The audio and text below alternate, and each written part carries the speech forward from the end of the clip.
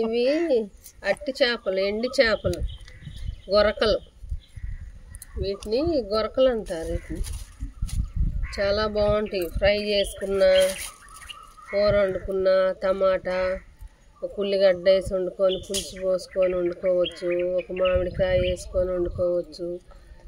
Fry చేసుకొని వంకాయ వేసుకొని వేసుకోవచ్చు. పప్పుచారులో వేసుకుంటే ఇంకా చాలా బాగుంటాయి. పప్పుచారుకి ఫ్రై చేసుకోవాలి. పట్టుకో చూపి.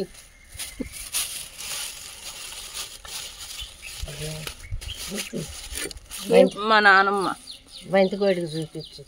నేనేంటి పిచ్చిదాన్ని అలా ఉంటాను. నేను ఎందుకు చేస్తాను. వీటిని ఇలా అంతా తీసేసి ముళ్ళులు, వీటి తోకలు, వీటి మీ బొజ్జు అన్నీ ఇలా తీసేసుకొని నీట్గా చేసుకోవాలి, పెట్టుకోవాలి. మనకు అవసరమైనప్పుడల్లా కొన్ని తీసుకొని వేసుకోవాలి. ఇలా అన్నీ కట్ చేసుకొని ఇలా తీసుకొని మళ్ళీ మనం వండుకునేటప్పుడు నీళ్ళల్లో వేసి బండ మీద వేసి కొంచెం రుద్ది బాగా కడిగేయాలి. కడుక్కుంటే అప్పుడు మనకి కొంచెం ఈజీగా ఉంటుంది, తొందరగా పని అవుతుంది, టేస్ట్గా ఉంటుంది. ఇప్పుడు నాయన ముందు వంకాయలు వేసుకోవాలి, టమాటా వేసుకోవాలి. ఇప్పుడు చేపలు కనుక్కొని పప్పుచారు పెట్టుకున్నావా?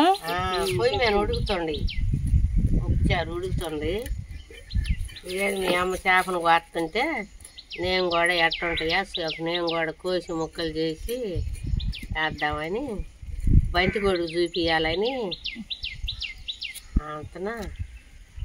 ఇప్పుడు పొయ్యిలో వేసి కాల్చుకుంటా చేపలు. పొయ్యిలో వేసుకొని వేసుకొని ఆ పక్క గాలినాక మళ్ళీ పక్క వేసుకొని అతను బాగా అదంతా తీసుకొని చేసుకోవాలి. నువ్వు ఏరుకొని బాగలేదు. నేను తెల్ల మంచి అది వేసేసింది. మనం వేస్తా ఉంటే అది వేసింది. అది వేసినవి బాగా పట్టుకుంది. నీళ్ళు కొద్దిగా నేను పెట్టుకోండి. అదే కోసి అడబడేస్తే గాలి వీటిని పెద్ద కొడుకుకి పంపిస్తావా ఆస్ట్రేలియాకి? వీటిని ఆస్ట్రేలియా వాళ్ళకి తెలియదు కదా, అందుకు ఇవి ఆస్ట్రేలియాకి మా పెద్ద కోడలికి పంపించాలని ఇవన్నీ శుభ్రం చేస్తున్నాను. ప్యాకింగ్ చేసేసి ఆస్ట్రేలియా మా ఏప్రాల్కి మా ఏరకత్తికి పంపిస్తాను.